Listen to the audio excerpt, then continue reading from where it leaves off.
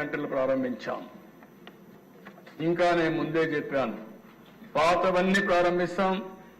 ఏ నియోజకవర్గంలో అయితే అన్నా క్యాంటీన్ లేదు అక్కడ కొత్తగా ఒక్కొక్క నియోజకవర్గానికి కనీసం ఒక అన్నా క్యాంటీన్ పెట్టే బాధ్యత ఈ ప్రభుత్వం తీసుకుంటామని చెప్పి కూడా నేను మీకు తెలియజేస్తున్నా. పేదవాళ్ళకి, ఆకలేసేవాడికి కనీసం కడుపు నిండా తిండి పెట్టడం మన బాధ్యత దిశ. అందుకే మీరు చూస్తే అన్నా క్యాంటీన్లో బ్రేక్ఫాస్ట్ గాని, లంచ్ గాని, డిన్నర్ గాని 5 రూపాయలకే ఇచ్చే ఏకైక ప్రభుత్వం ఎన్డీఏ ప్రభుత్వం ఆంధ్రప్రదేశ్ అని చెప్పి నేను మీకు తెలియజేస్తున్నా. ఇప్పటికి మూడు పూట్లు చూస్తే 1,18,81,765 మంది అన్నా క్యాంటీన్లో భోంచేశారు అధ్యక్ష.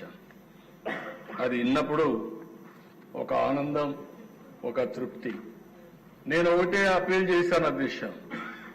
ఈరోజు తిరుమల తిరుపతి దేవస్థానంలో ఎన్టీ రామారావు గారు ఆ రోజు క్యాంటీన్ ప్రారంభించారు, అన్నదానం ప్రారంభించారు.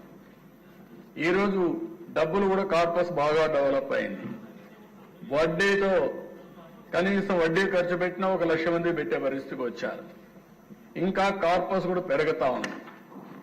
ఒక స్ఫూర్తి, ఒక ఆలోచన ఏ విధంగా పనిచేస్తున్నదానికి తిరుమలలో అన్నదానమే ఒక ఉదాహరణ అని చెప్పి కూడా నేను మీకు తెలియజేసుకుంటున్నాను.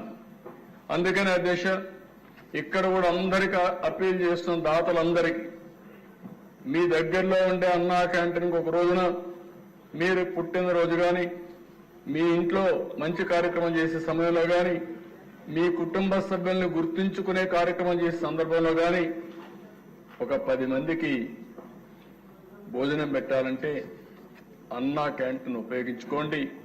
అన్ని దానాల కంటే అన్నదానం పవిత్రమైనది.